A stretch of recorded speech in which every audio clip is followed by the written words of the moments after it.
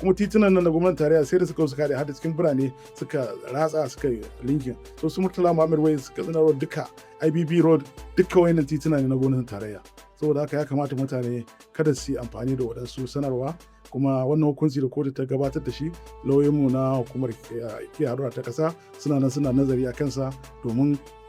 hukunci ne na bari da wanda mu ba a saurare wa wannan ƙara ba. Sunana CRC Abdullahi Labaran, jami'in hulɗa da jama'a da wayar da kai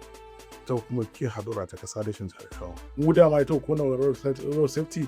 ba ayyukan mu wani takaita shi na operation ne na patrol operation na enforcement wato na kame na kan wanda zai kare doka muna tabbatarwa mun yi a kan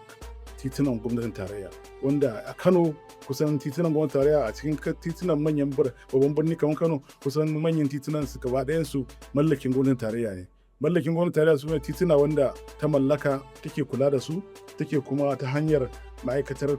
ayyuka ta tarayya wanda wannan hukuma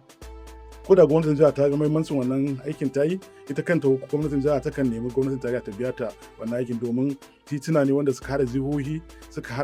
jihohi da jihohi suka hada manyan birane kansa babban birnin zuwa wadansu manyan birane kamar manyan local government da suke gurin wanda ake harkoki na kasuwanci kamar yanzu za ga kamar Maiduguri road Kano Maiduguri road in ka dube ta federal road sai kan ka duba Kaduna Kano Kazaure wadda ta a cikin Kano ta tafi har Kazaure har Niger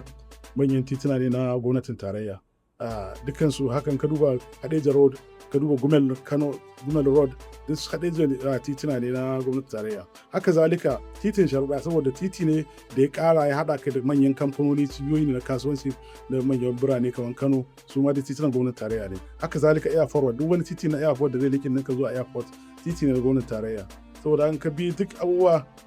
wayannan su ya kamata a ce shi mai bayani ya yi wannan bayanan mutane su gane shi sa muka akwai classifying din su akwai trunk A2 akwai trunk 9 A9 saboda haka ya kamata mutane su duba kuma yanzu alhamdulillah zamani akwai hanyoyi da dama da za a iya tabbatar da wadansu bayanai na gaskiya da hanyoyi ilimi da aka samu na a sauƙaƙe kuma titunan nan da gwamnatin tarayya sai da suka haɗe har da cikin birane suka ratsa suka linkin so su Murtala Muhammad Way suka tsina road duka IBB road duka wayannan tituna ne na gwamnatin tarayya saboda haka ya kamata mutane kada su yi amfani da waɗansu sanarwa kuma wannan hukunci da kotu ta gabatar da shi lauyoyinmu na hukumar kiyaye hadura ta ƙasa suna nazari a kansa domin hukunci ne na bari da wanda mu ba a saurare wa wannan ƙara ba. Kana son samun labarai masu inganci da suka shahi Arewa? Maza lalaba Arewa Update. Za ka iya samun Arewa Update a shafukan sada zumunta.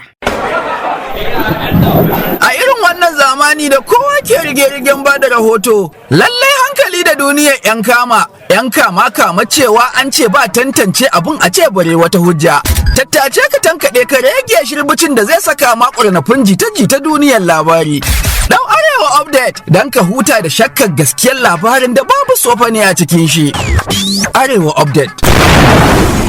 Warki a duniyar arewacin labari.